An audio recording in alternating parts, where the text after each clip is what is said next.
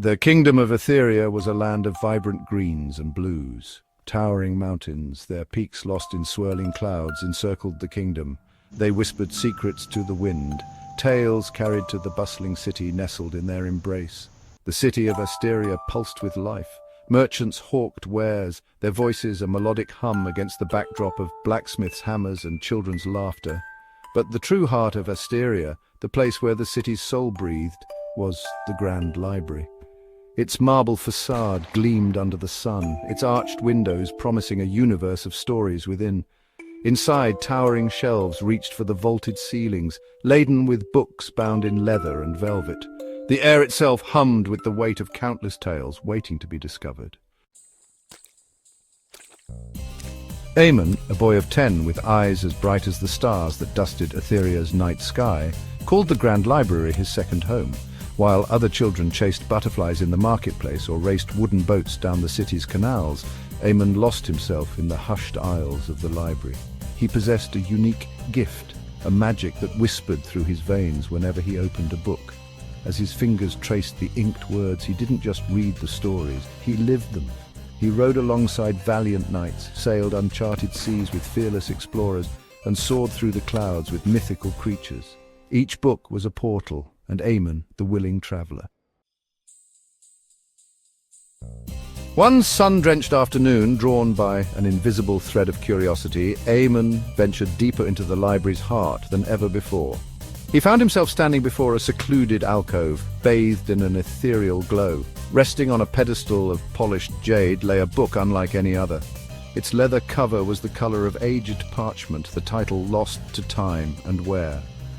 As Eamon's fingers brushed against the worn cover, a jolt surged through him, a tingling sensation that danced from his fingertips to the tips of his toes. Suddenly the library around him faded, the scent of old paper and leather replaced by the fragrance of pine needles and damp earth. Eamon opened his eyes, his heart pounding like a drum in his chest. Gone were the towering bookshelves and the soft murmur of turning pages. He stood instead beneath a canopy of emerald leaves, sunlight filtering through the branches in dancing patterns of light and shadow. The air hummed with the symphony of the forest, a chorus of chirping insects, rustling leaves, and the distant gurgling of a hidden stream. He was surrounded by trees more ancient than any building in Asteria, their gnarled trunks draped with moss that whispered tales of forgotten ages. He had been transported into the heart of a story, a place where magic shimmered in the air like morning dew. A low chuckle broke through the symphony of the forest. Eamon spun around, his hand instinctively reaching for the comfort of a book that was no longer at his side.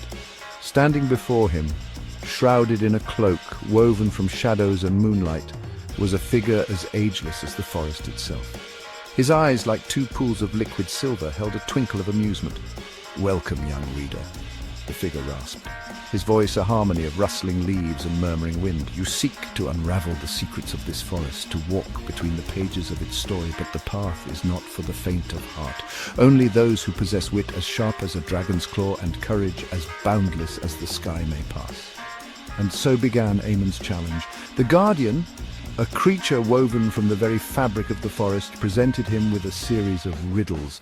Each riddle was a key, unlocking a path deeper into the heart of the woods, each step a test of Eamon's courage and intellect.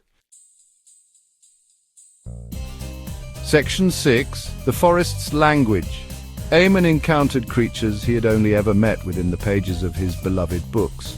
A mischievous sprite with wings of gossamer led him on a merry chase through fields of wildflowers. A wise old owl, perched on a branch overhead, challenged him to a battle of wits, its amber eyes twinkling with ancient knowledge. He learned to decipher the language of the forest, to read the whispers of the wind and the rustling of leaves. He discovered that the forest was more than just a collection of trees and creatures. It was a living, breathing entity, its heart beating in unison with the rhythm of the earth. Section 7. Eamon's Triumph. With each riddle solved, with each challenge overcome, Eamon felt a change within himself.